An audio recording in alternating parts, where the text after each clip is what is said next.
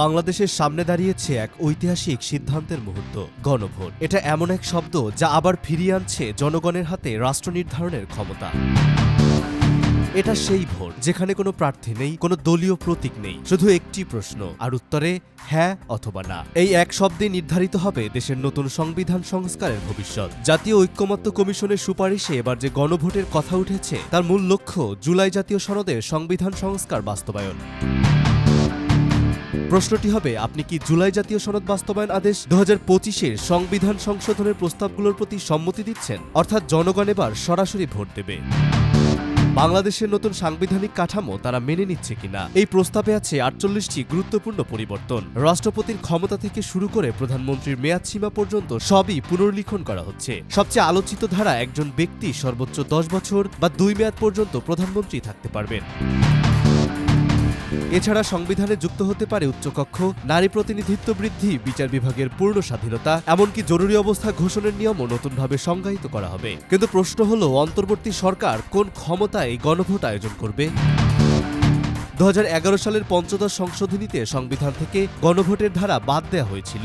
তবে 2025 সালের জুলাইয়ে হাইকোর্টের রায়ে সেই ধারা পুনর্বহাল করা হয়। সেই রায়ের ভিত্তিতেই অন্তর্বর্তী সরকার এখন বিশেষ আদেশ জারি করে গণভোট আয়োজন করতে পারে, অর্থাৎ সরকার নয়। এবার সিদ্ধান্ত নেবে জনগণ নিজেরাই।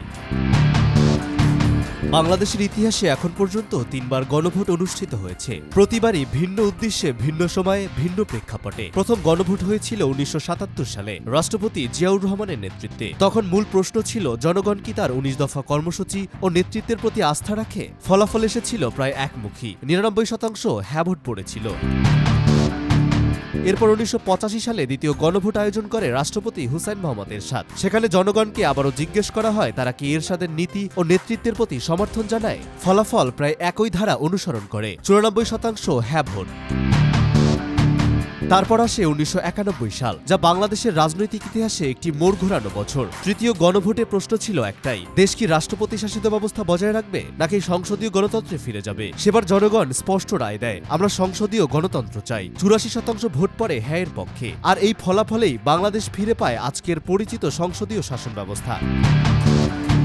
এরই ধারাবাহিকতা এবার আলোচনায় উঠে এসেছে চতুর্থ গণভোট। তবে এবার বিষয়টি সম্পূর্ণ আলাদা। এবারে আলোচ্য কেন্দ্র কোনো ব্যক্তি বা দল নয়, বরং বাংলাদেশের নতুন সংবিধান সংস্কার প্রস্তাব। এই ভোটে যদি হ্যাঁ পক্ষে রায় আসে, তাহলে পরবর্তী সংসদ গঠিত হবে সংবিধান সংস্কার পরিষদ হিসেবে, যারা 9 মাসের মধ্যে নতুন সংবিধান প্রণয়নের দায়িত্ব নেবে। অর্থাৎ এটি হতে পারে বাংলাদেশের রাষ্ট্রচিন্তার নতুন অধ্যায়।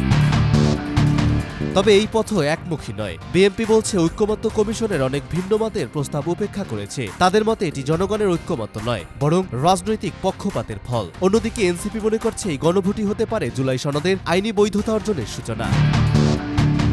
গণভোটকে কেন্দ্র করে এখন দেশের রাজনীতিতে বইছে তুমুল ঝড়। এক পক্ষে যারা বলছে এটাই নতুন সংবিধানের সূচনা, অন্য পক্ষে তাদের দাবি এটি আরেকটি রাজনৈতিক কৌশল, যার আড়ালে লুকিয়ে আছে ক্ষমতা পুনর্গঠনের হিসাব। সরকার পক্ষ এই ভোটকে দেখছে জনগণের রায়ের মাধ্যমে বৈধতা পাওয়ার সুযোগ হিসেবে। সব চোখ এখন নিবদ্ধ সামনে আসা ব্যালটের দিকে, যেখানে এক শব্দই নির্ধারণ করতে পারে বাংলাদেশের রাজনৈতিক ভবিষ্যৎ। জনগণ কি বলবে হ্যাঁ আর খুলে দেবে সংবিধান সংস্কারের নতুন অধ্যায়, নাকি উচ্চারণ করবে না আর থামিয়ে দেবে এই প্রস্তাবের পথ চলা? এই প্রশ্নই এখন দেশের রাজনীতিতে সবচেয়ে বেশি আলোচিত। সরকার বলছে সব প্রস্তুতি চলছে নির্ধারিত সময়সূচি অনুযায়ী, আর সমালোচকরা মনে করছেন এখনো অনিশ্চিত পুরো প্রক্রিয়ার দিক নির্দেশনা। এক পক্ষে আশার বার্তা, অন্য পক্ষে সন্দেহ আর শঙ্কা। এই দুই প্রবাহেই এখন দুলছে দেশের রাজনীতি। গণভোট হবে কিনা বা কবে হবে, আর সেটি আদৌ নতুন সংবিধানের পথ খুলে দেবে কিনা, সব উত্তরই এখন সময়ের অপেক্ষায়।